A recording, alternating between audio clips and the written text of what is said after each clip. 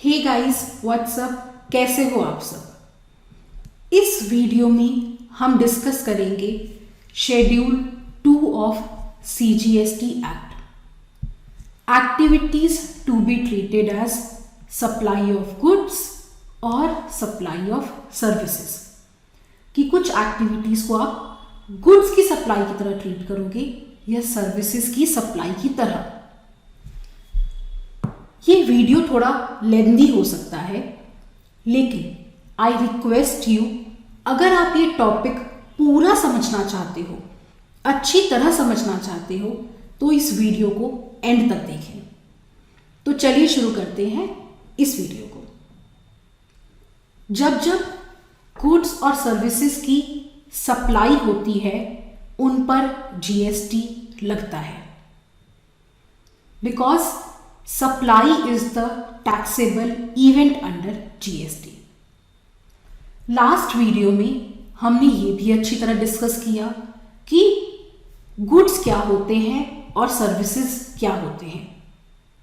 लेकिन कई बार ऐसी सप्लाईज होती हैं जहां पर एक कंफ्यूजन क्रिएट हो जाता है कि यहां पर आपने गुड्स की सप्लाई करी या सर्विसेज की सप्लाई की। हमने प्री GST एरा में भी देखा था, जब हम GST से पहले की प्रॉब्लम्स डिस्कस कर रहे थे, तो वहां पर ऐसी बहुत सारी एक्टिविटीज थी जहां पर स्टेट गवर्नमेंट्स सेल्स टैक्स लगा रही थी कि ये गुड्स की सेल है, वहां सेल्स टैक्स लगेगा, और वहीं सेंट्रल गवर्नमेंट सर्विस टैक्स भी लगा रही थी, ये कहते हुए कि ये सर्विसेज है।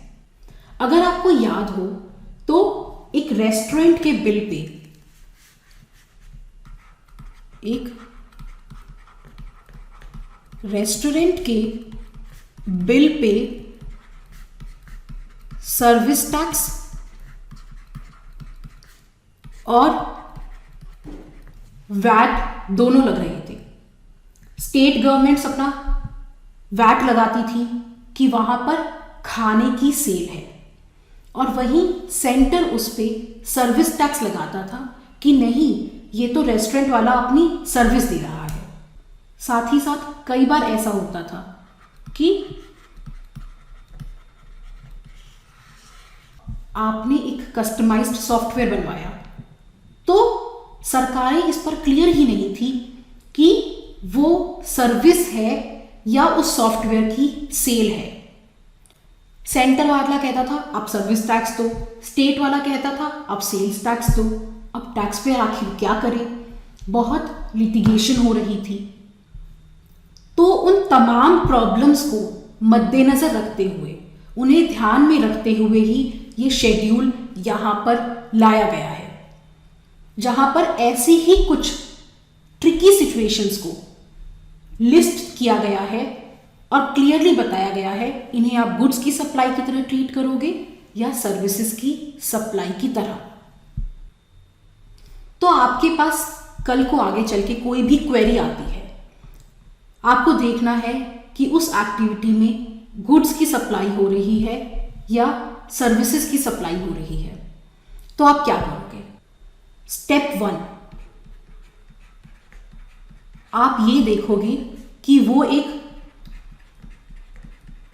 वैलिड सप्लाई है या नहीं।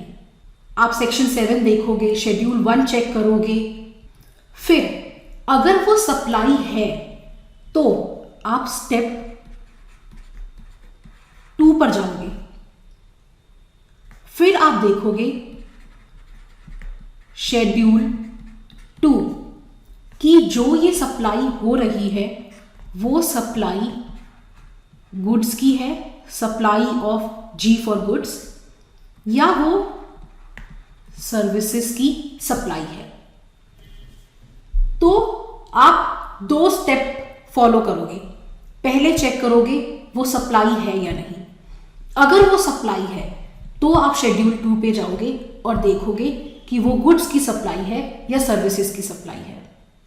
आई होप इसमें कोई कंफ्यूजन नहीं है, लेकिन बहुत लोग इस स्टेप 1 को मिस कर रहे थे। वो सीधा शेड्यूल 2 पर आ जाते थे और देख लेते थे कि ये गुड्स की सप्लाई है या सर्विसेज की सप्लाई है। तो सरकार एक अमेंडमेंट लेके आई। सेक्शन 7 में सब सेक्शन 1A इंट्रोड्यूस किया, जहां ये बताया गया कि वेयर सर्टेन एक्टिविटीज और transactions constitute a supply in accordance with provisions of subsection 1, they shall be treated either as supply of goods or supply of services as referred to in schedule 2। तो ये newly inserted subsection क्या कह रहा है? ये कह रहा है कि आप शेड्यूल 2 पे सीधा जंप नहीं कर सकते। पहले आप ये देखोगे कि कोई सप्लाई हो भी रही है या नहीं। अगर एक वैलिड सप्लाई हो रही है तब आप शेड्यूल 2 पर आओ और देखो कि वो गुड्स की सप्लाई है या सर्विसेज की सप्लाई है। तो स्टेप 1 मिस नहीं करना है। स्टेप 1 है कि एक वैलिड सप्लाई होनी चाहिए, और फिर स्टेप 2 है शेड्यूल 2 पर जाकर देखना कि वो गुड्स की सप्लाई है या सर्विसेज की सप्लाई है। क्योंकि बहुत लोग ये स्टेप 1 मिस कर रहे थे, इसलिए सरकार ने एक रेट्रोस्पेक्टिव अमेंडमेंट डाला। रेट्रोस्पेक्टिव मतलब कोई एक्ट है, उसे अमेंड तो आज कर रहे हैं, लेकिन उसे आप इफेक्टिव बैक डेट से कर दो। तो एक रेट्रोस्पेक्टिव अमेंडमेंट डाला विद इफेक्ट फ्रॉम 1 जुलाई 2017। जब CGST एक्ट आया था तब से ये इफेक्टिव होगा, ऐसा ये नया सबसेक्शन 1A इंट्रोड्यूस किया। तो हमेशा ये याद रखना कि शेड्यूल 2 सप्लाई के स्कोप को एनलार्ज नहीं करता। वो सिर्फ ये बताता है कि अगर कोई सप्लाई हो रही है तो जो केसेस दिए हैं उनमें वो गुड्स की सप्लाई है या सर्विसेज की सप्लाई है, दैट्स इट। अब इस शेड्यूल में टोटल 18 एक्टिविटीज दी हुई हैं जिनके बारे में वो बता रहा है कि वो गुड्स की सप्लाई है या सर्विसेज की सप्लाई है।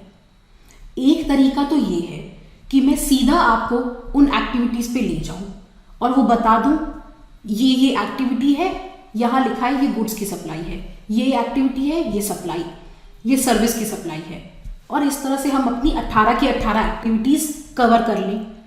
मैं आपको कोई निमोनिक बना के दे दूं, आप उसे याद कर लो। एक तो वो तरीका है। एक दूसरा तरीका है जो थोड़ा लंबा है। दूसरा तरीका ये है कि मैं आपको ये शेड्यूल पढ़ाने से पहले GST से थोड़ा पीछे ले जाऊं, प्री GST एरा में। वहां जो प्रॉब्लम्स हो रही थी जिसकी वजह से ये शेड्यूल लाया गया, उन प्रॉब्लम्स को आपको ब्रीफली डिस्कस करूं आपके साथ। जब हमें वो एक्टिविटी समझ में आ जाएंगी जहां ये प्रॉब्लम्स हो रही थी, जिन्हें ध्यान में रखते हुए ये शेड्यूल लाया गया है, तो ये शेड्यूल हमें याद नहीं करना पड़ेगा, हमें समझ में आ जाएगा और हम उसे फिर कभी भूलेंगे नहीं। तो दूसरा तरीका बेशक थोड़ा लेंदी है, लेकिन फिर भी हम वो दूसरा तरीका फॉलो करेंगे, क्योंकि हमें रट्टा नहीं मारना है चीज़ों का, हमें चीज़ें समझनी है। समझ में आ गई तो हम कभी भी उस पॉइंट को नहीं भूलेंगे। पहले मैं आपसे डिस्कस करती हूं कि ये शेड्यूल आया क्यों, वाई, इस शेड्यूल की जरूरत क्यों पड़ी। ये डिस्कशन आपके एग्जाम में नहीं आने वाली है, ये सिर्फ और सिर्फ आपके समझने के लिए है। तो आप सिर्फ इसे आराम से सुने और समझने की कोशिश करें। तो हम डिस्कस करते हैं हमारा प्री GST एरा की वो प्रॉब्लम्स, वो मेजर प्रॉब्लम्स जिनकी वजह से ये शेड्यूल 2 अब हमारे CGST एक्ट में है। आपको अपना एक घर बनाना है, तो आप घर बनाने के लिए क्या करते हो, एक मिस्त्री के साथ कॉन्ट्रैक्ट कर लेते हो, मुझे ऐसा ऐसा घर बना के दे। अब वो मिस्त्री वहां पर आपका घर बनाने के लिए मटेरियल भी खुद ही लेकर आएगा, ईंट, पत्थर, सीमेंट, रेत, सरिया, सब कुछ। तो आपने जो उस मिस्त्री के साथ कॉन्ट्रैक्ट किया, जो ठेका दिया, उसमें दो चीजें हैं। एक तो वो आपका घर बनाने के लिए मटेरियल लाएगा, जैसे सीमेंट, ईंटें, सरिया एक्सेट्रा, और दूसरा फिर वो उन सब मटेरियल से आपको घर बनाकर देगा। अब प्री जीएसटी एरा में सेल्स टैक्स था स्टेट गवर्नमेंट्स के पास, जो स्टेट्स गवर्नमेंट का एक मेजर सोर्स ऑफ रिवेन्यू था, और ये कंस्ट्रक्शन की इंडस्ट्री भी बहुत बड़ी थी। तो स्टेट गवर्नमेंट्स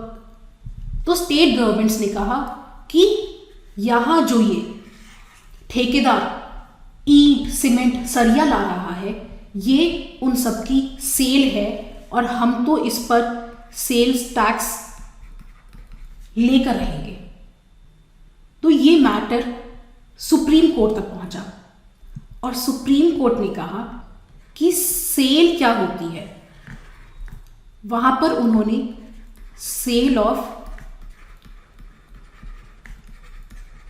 गुड्स एक्ट की डेफिनेशन उठाई कि सेल होती है जब गुड्स की as it is ownership transfer होती है। तो गुड्स की, सामान की सेल कब होती है, जब उस सामान की as it is ownership transfer कर दी जाती है। मैं अगर आपको ये पेन सेल करती हूं तो ये पेन की ओनरशिप मैं आपको ट्रांसफर कर दूंगी। अब इस पेन की ओनरशिप आपकी होगी, वो इस पेन की सेल है।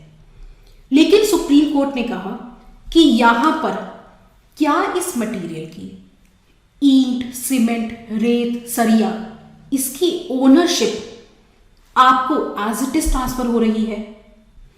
ठेकेदार घर बनाने के लिए ये सब सामान लाया, ईंटें, सीमेंट, सरिया, उसने वहां लाकर रख दिए, लेकिन उसने उस सामान की आपको ओनरशिप ट्रांसफर नहीं करी। वो उन सब सामान से मिलकर घर बनाएगा, दीवार बनाएगा, पिलर्स बनाएगा, और जब ईंट और सीमेंट से मिलकर वो दीवार बन गई तो वो ईंट और सीमेंट तो रही नहीं, वो तो एक दीवार है। मतलब यहां इन सामान की as it is ownership transfer नहीं हो रही है। कोर्ट ने कहा कि ये एक इनडिविजिबल कॉन्ट्रैक्ट है।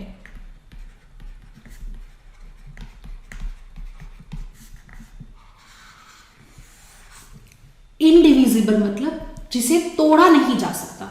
यहां आप इस कॉन्ट्रैक्ट को अलग अलग टुकड़ों में नहीं कर सकते कि ये सेल है और ये सर्विस है, ये ईंट, सीमेंट, सरिये की सेल है और ये कंस्ट्रक्शन की सर्विस है। ऐसा नहीं है। ये एक इनडिविजिबल कॉन्ट्रैक्ट है जहां पर गुड्स की ownership as it is transfer नहीं हो रही, इसलिए स्टेट गवर्नमेंट्स इस पर सेल्स टैक्स नहीं लगा सकती। तो आई होप आपको कुछ कुछ प्रॉब्लम समझ में आ रही है। अब रेस्टोरेंट की बात करें तो रेस्टोरेंट में आपने खाना ऑर्डर करा, वेटर ने खाना लाकर आपकी टेबल पर रख दिया, तो स्टेट गवर्नमेंट्स ने फिर से कहा कि हम तो इस पर सेल्स टैक्स लेंगे, यहां खाने की सेल हो रही है। फिर से मैटर कोर्ट के पास पहुंचा, फिर से उन्होंने गैलन डनकरले, सॉरी मैं बताना भूल गई, ये केस था the state of Madras versus Gannon Dunkerley. Gannon Dunkerley की तरह ही यहां पर कोर्ट ने कहा कि यहां भी खाने की सेल नहीं हो रही है, या खाना जब टेबल पर रख कर रखा तो वो बेचा नहीं गया है, वो आपके कंज्यूम करने के लिए, आपके खाने के लिए रखा गया है। और जब आपने वो खाना खा लिया तो वो खाना कहाँ रहा। इन शॉर्ट मतलब यहां ये खाने की सेल नहीं है, तो इस पर भी सेल्स टैक्स नहीं लगेगा। स्टेट गवर्नमेंट्स बड़ी परेशान। एक तो रिवेन्यू का सोर्स है उनके पास शराब को छोड़कर, और कुछ स्टेट्स में तो वो शराब का रिवेन्यू भी नहीं है, जैसे गुजरात एक ड्राई स्टेट। तो एक लौता जो एक ये रिवेन्यू का सोर्स है, उसमें भी वो कितनी जगह सेल्स टैक्स लगा ही नहीं पा रही, जैसे अभी लास्ट एग्जांपल में देखा, फिर अब ये रेस्टोरेंट के केस में, आगे और देखो उन्हें कहाँ कहाँ प्रॉब्लम्स आ रही थी। हायर परचेज, आपने कोई सामान दिया हायर परचेज पे, फॉर एग्जाम्पल कोई टीवी, कोई फ्रिज आपने लिया। हायर परचेज में क्या होता है, जब आप उसको फर्स्ट इंस्टॉलमेंट देते हो तब वो आपको उस सामान की पोजेशन दे देता है। मतलब आपने ये फर्स्ट इंस्टॉलमेंट सेलर को दी तो आपको वो उस सामान की पोजेशन दे देता है। यहां वर्ड्स को बहुत ध्यान से देखना, वो उस सामान की पोजेशन देता है, ओनरशिप नहीं। ओनरशिप उसी के पास है, फिर आप उसे इंस्टॉलमेंट्स देते रहोगे देते रहोगे देते रहोगे। जब आप उसे लास्ट इंस्टॉलमेंट दे दोगे तब वो उस गुड्स की ओनरशिप आपको ट्रांसफर करेगा। और ये इंस्टॉलमेंट्स क्या है, ये इंस्टॉलमेंट्स बिल्कुल रेंट की तरह है। आपने इंस्टॉलमेंट में डिफॉल्ट किया, वो सेलर अपना सामान उठाकर वापस ले जा सकता है। अब इस तरह की ट्रांजैक्शंस पे स्टेट गवर्नमेंट सेल्स टैक्स लेना चाह रही थी, लेकिन फिर से उनके हाथ बंधे हुए थे, क्योंकि ओनरशिप तो यहां ट्रांसफर हो नहीं रही थी, सिर्फ सेलर पोजेशन दे रहा था। लास्ट इंस्टॉलमेंट तक कोई ओनरशिप ट्रांसफर नहीं हो रही थी। इंडिया एक मिक्स्ड इकोनॉमी है, यहां ऑल्दो मोस्टली सब चीजें फ्री मार्केट में है, लेकिन कुछ आइटम्स पर सरकार अपना कंट्रोल रखती है। वो उन आइटम्स की सप्लाई सिर्फ किसी कोटा या परमिट के अंदर ही होने देती है, जैसे कि सीमेंट। ऐसी सिचुएशंस में जब किसी को परमिट दिया जाता है उस चीज की सप्लाई करने का, तो वहां पर ये फिक्स होता है कि आपको खरीदना किससे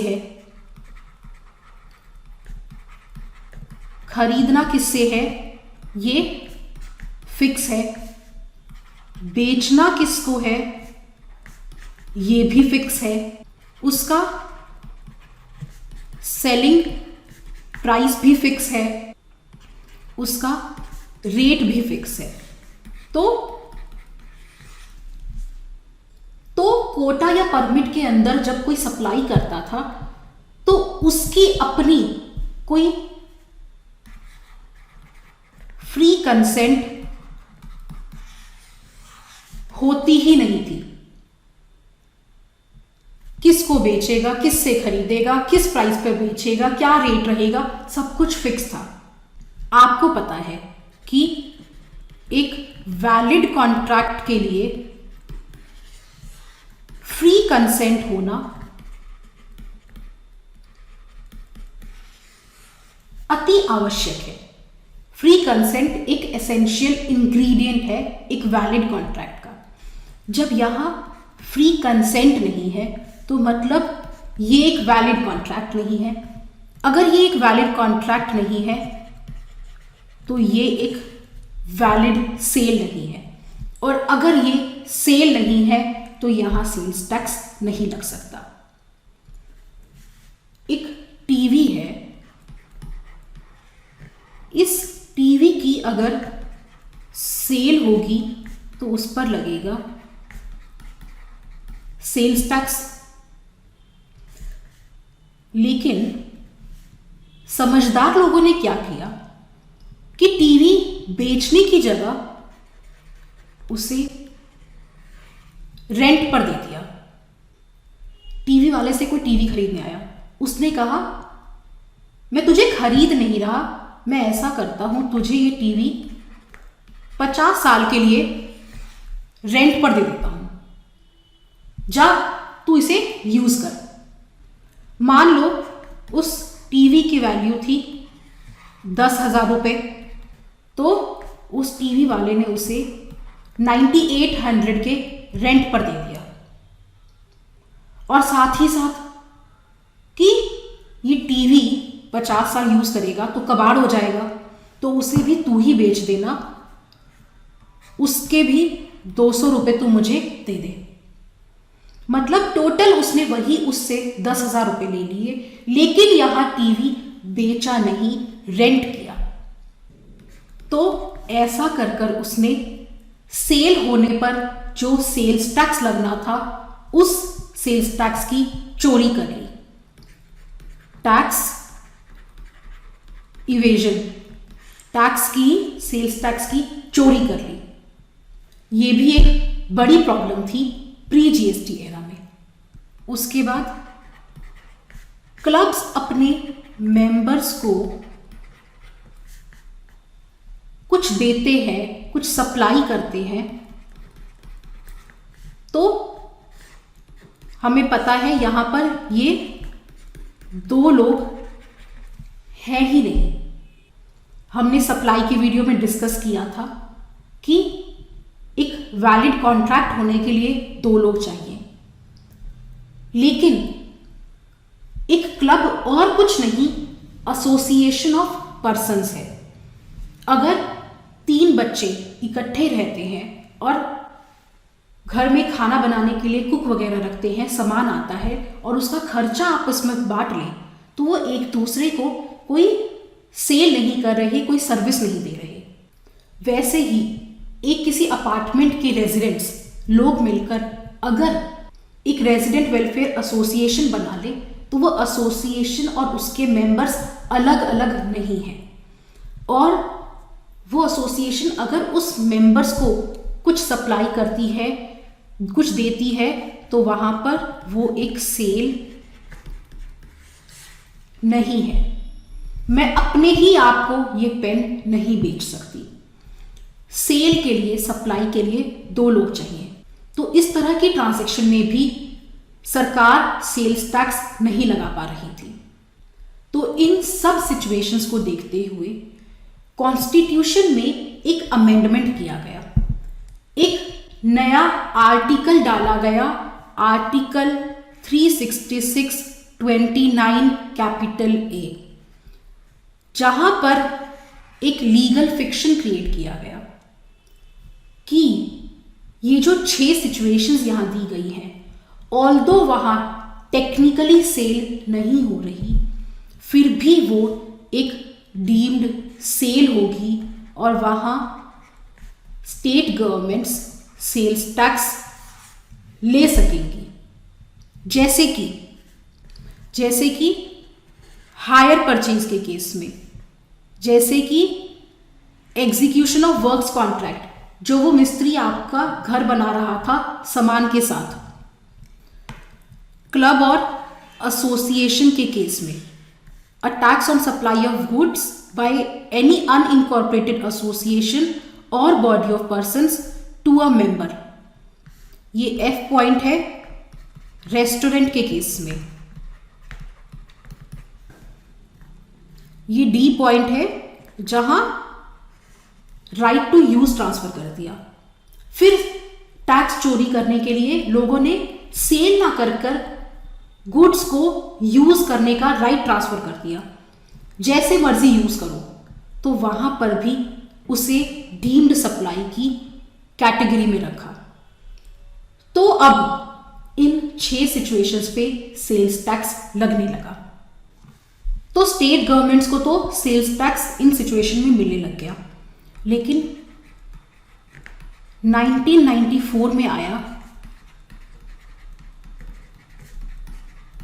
सर्विस टैक्स, जहां अब सर्विस एलिमेंट पे सेंटर सर्विस टैक्स लगा सकता था। तो इस तरह के इंडिविजिबल कॉन्ट्रैक्ट में जहां सर्विस एलिमेंट भी था, सेंटर ने कहा हमें सर्विस टैक्स दो। रेस्टोरेंट के केस में सेंटर ने कहा यहां तो रेस्टोरेंट की सर्विस दी जा रही है तो हमें इस पर सर्विस टैक्स दो। इसीलिए जीएसटी आने से पहले रेस्टोरेंट के बिल पे वैट और सर्विस टैक्स दोनों लगते थे। तो आपने देखा किस तरह से डबल टैक्सेशन की प्रॉब्लम एग्जिस्ट कर रही थी प्री जीएसटी एरा में। साथ ही साथ कई जगह जैसे सॉफ्टवेयर एक्सेट्रा के केस में बहुत कंफ्यूजन था कि ये सेल है या सर्विस है। आपने एक अपने बिजनेस के लिए कस्टमाइज्ड सॉफ्टवेयर बनवाया, तो अब वो उस सॉफ्टवेयर की सेल है या उसने आपको कोई सर्विस दी, ये कंफ्यूजन था। तो बहुत लिटिगेशन हो रही थी। ऐसी प्रॉब्लम्स को ध्यान में रखते हुए जीएसटी में ये शेड्यूल 2 इनकॉर्पोरेट किया गया, जिसमें टोटल 18 एक्टिविटीज दी हुई है जिनका ट्रीटमेंट क्या रहेगा। वो गुड्स की सप्लाई की तरह ट्रीट होंगी या सर्विस की सप्लाई की तरह ट्रीट होंगी, वो दिया हुआ है। और इंटरेस्टिंगली इस 18 में से 6 एक्टिविटीज वो है जो अभी अभी हमने आर्टिकल 366(29)A मतलब डीम्ड सेल के आर्टिकल में देखी। अभी तक मैंने आपको जितना भी बताया वो आपको याद रखने की जरूरत नहीं है। मैंने सिर्फ आपके शेड्यूल को समझने के लिए एक बेस तैयार किया है। अब ये डिस्कशन करने के बाद अब जब मैं आपको शेड्यूल पर ले जाऊंगी कि वहां क्या एक्टिविटीज दी हैं, उनका क्या ट्रीटमेंट दिया है, तो आप देखना आपको समझने में कितना इजी रहेगा। तो सुप्रीम कोर्ट के गैनन डनकरले के केस से स्टार्ट कर जो case government of India act 1935 पे बेस्ड है, वहां से लेकर मैं आपको सर्विस टैक्स आने के बाद के प्रॉब्लम्स तक इसलिए ले आई जिससे अब ये शेड्यूल आपको बिल्कुल इजीली समझ में आ जाएगा। तो अब बिना किसी देर करे हम जंप करते हैं हमारे शेड्यूल 2 पर। अब जो मैं बताऊंगी वो आपके एग्जाम के लिए रेलेवेंट है। तो पहली ट्रांजैक्शन जिसकी हम बात कर रहे हैं वो है transfer. Any transfer of title in goods. आपने किसी गुड्स के टाइटल को ट्रांसफर कर दिया तो वो गुड्स की सप्लाई है या सर्विस की सप्लाई है। पहले तो आप ये सोचो कि आपने गुड्स में टाइटल ट्रांसफर कर दिया, ये और कुछ नहीं उन गुड्स की सेल है। अगर मैं आपको ये वॉच बेच रही हूं, सेल कर रही हूं, तो मतलब मैंने इसका टाइटल आपको ट्रांसफर कर दिया। तो आप खुद से सोचो यहां नेचर ऑफ सप्लाई कैसा रहेगा। ये गुड्स की सप्लाई है या सर्विस की सप्लाई है। आप कोई सामान बेच रहे हो तो यहां सर्विस एलिमेंट तो कोई इन्वॉल्व है ही नहीं, ये सप्लाई ऑफ गुड्स है। Any transfer of title in goods, जब भी गुड्स में टाइटल ट्रांसफर हो रहा है मतलब वहां वो एक सेल है, तो वो और कुछ नहीं गुड्स की सप्लाई है। ये फर्स्ट एक्टिविटी थी। अब बात करते हैं सेकंड की।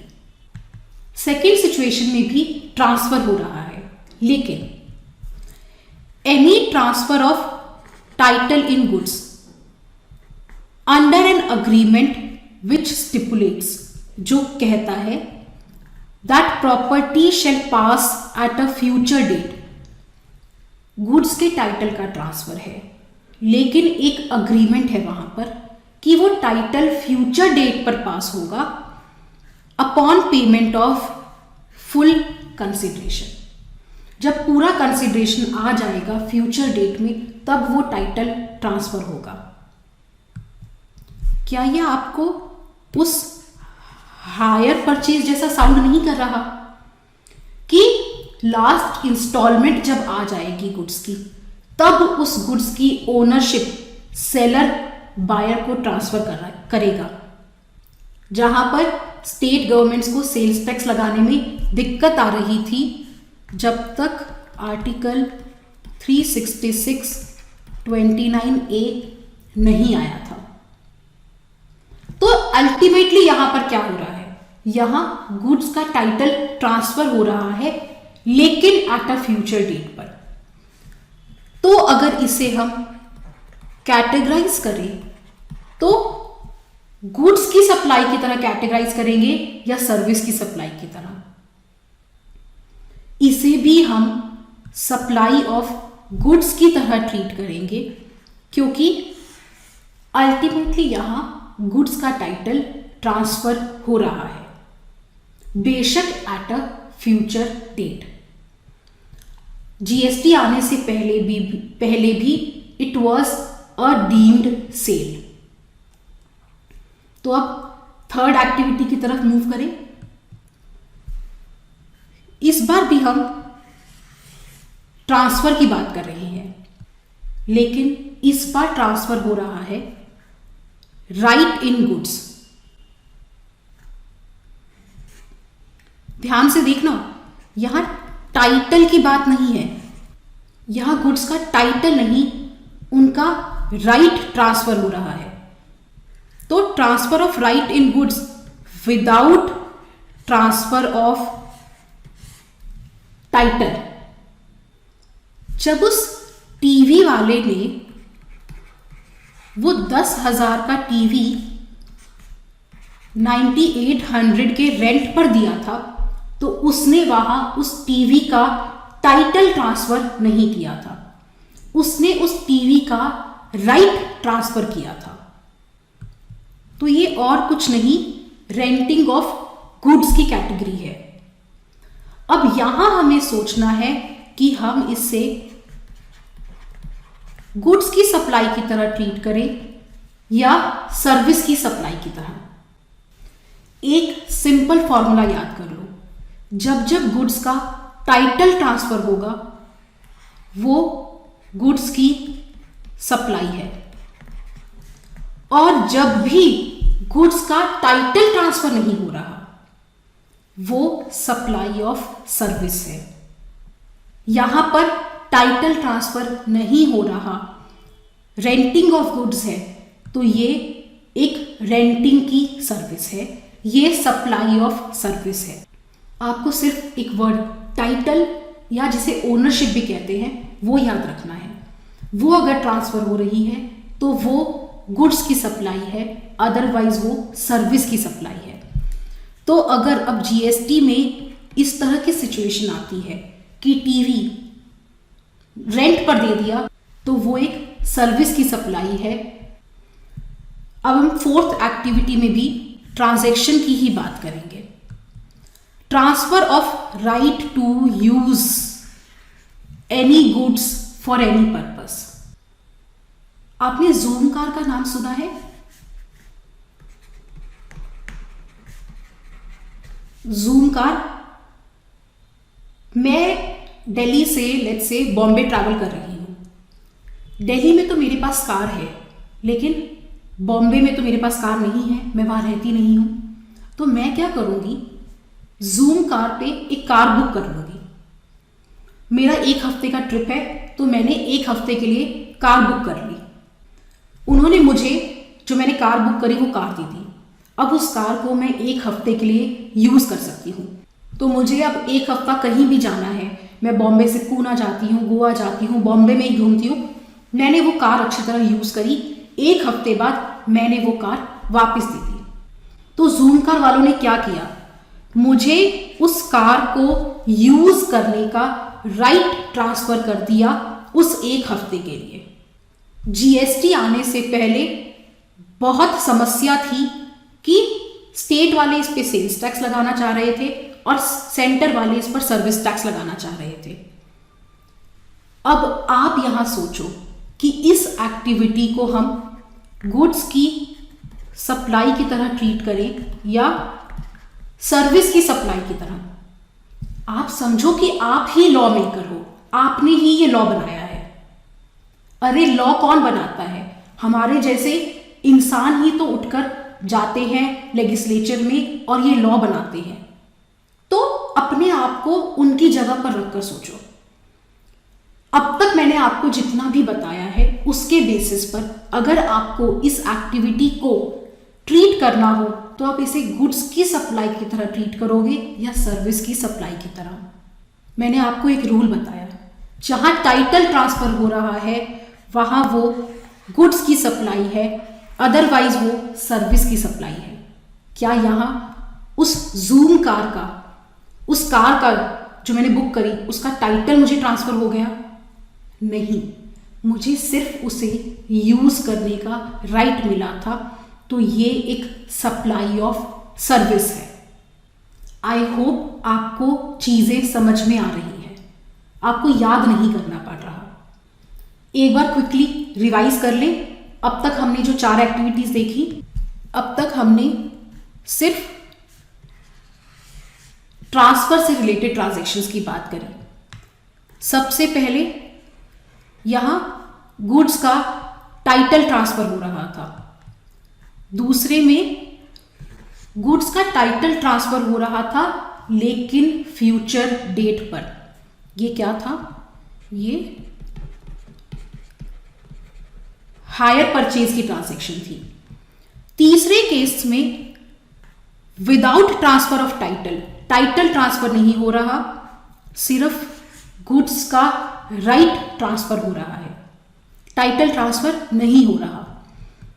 और फोर्थ केस में उन गुड्स को यूज करने का राइट ट्रांसफर हो रहा है, जैसे कि वो जूम कार। अब वीडियो पॉज करके एक बार खुद से सोचो कि यहां पर ये गुड्स की सप्लाई है या सर्विस की सप्लाई है। क्या आपको ये समझ में आ गया है? तो जहां टाइटल ट्रांसफर हो रहा था वो सप्लाई ऑफ गुड्स था। बेशक वो टाइटल फ्यूचर डेट पे ट्रांसफर हो रहा था हायर परचेज के केस में, तब भी वो गुड्स की सप्लाई थी। लेकिन उन केसेस में जहां टाइटल ट्रांसफर नहीं हो रहा था, सिर्फ गुड्स का राइट या उन्हें यूज करने के लिए ट्रांसफर किया जा रहा था, वो सप्लाई ऑफ सर्विसेज थी। मैंने बहुत आराम से आपको सिर्फ याद नहीं करवा के चीजें समझाने की कोशिश की है। आई होप आपको वो समझ में आ रहा हो। हमने लास्ट वीडियो में देखा था कि गुड्स क्या होते हैं, सभी मूवेबल एसेट्स गुड्स हैं। और गुड्स में जब उनकी सेल हो रही हो, ओनरशिप ट्रांसफर हो रही हो, हायर परचेज हो वहां पर, तो वो उन गुड्स की सप्लाई है। लेकिन अगर उन गुड्स में सिर्फ राइट टू यूज ट्रांसफर किया, टाइटल ट्रांसफर नहीं किया, तो वो सप्लाई ऑफ सर्विस है। अगर ये आपको क्लियर है तो अब हम आगे बढ़ते हैं और एक्टिविटीज डिस्कस करते हैं।